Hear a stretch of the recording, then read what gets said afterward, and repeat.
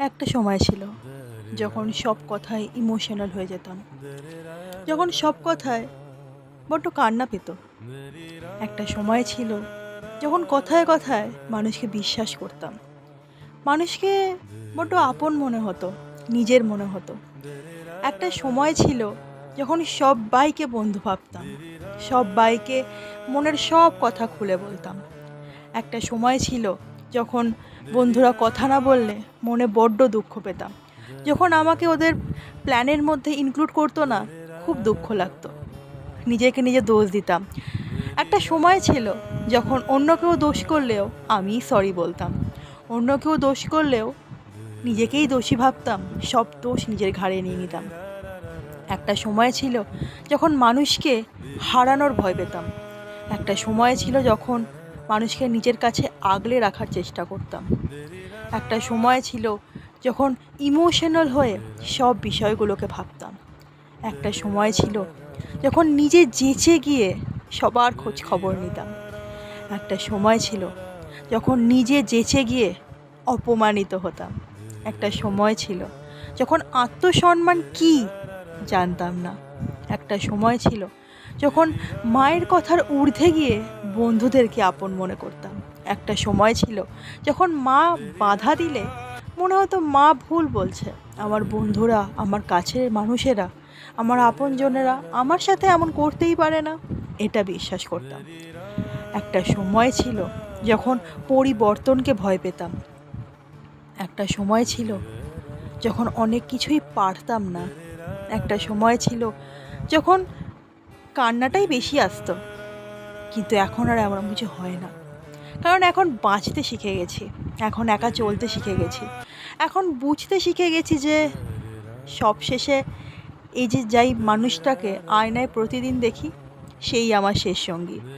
এখন বুঝে গেছি যতই নিজেকে প্রমাণ করি না কেন, কিছু মানুষের কাছে কখনোই আপনজন হতে পারবো না। এখন বুঝে গেছি বন্ধুদের সঙ্গে যতই নিজের মনের অমিল সত্ত্বেও আত্মসম্মান বলিদান দিয়ে মিশি না কেন, তাদের কাছে কখনোই তাদের প্রিয় বন্ধুটা হতে পারবো না। এখন বুঝে গেছি যতই নিজের মনের সব কথা সব্বাইকে বলি না কেন, কেউ না আমার সমস্যাগুলো বুঝবে, না আমার পরিস্থিতি।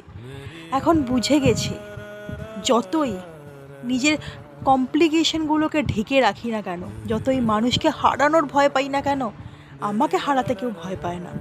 এখন বুঝে গেছি যে ফোনটা আপনজনের নাম্বারের সঙ্গে ফুটে উঠলেও ওপাশ থেকে আমার খবর নেওয়ার বদলে প্রয়োজনটাই আগে শুনতে পাই। এখন বুঝে গেছি আত্মসম্মান অনেকটা দরকার। এখন আমাকে মানুষজন বলেন আমি নাকি পাল্টে গেছি, আমি নাকি অহংকারী, আমি নাকি বড্ড ইরিটেটিং, লোককে বড্ড ইরিটেট করি।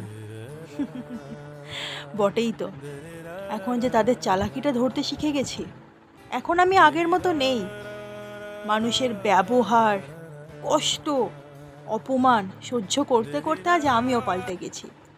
না, সাহায্য চাওয়াটা কোনো অপরাধ না, তবে কেবল সাহায্য চাওয়াটা, অপর মানুষটার খবর না নেওয়াটা আমার কাছে অপরাধ।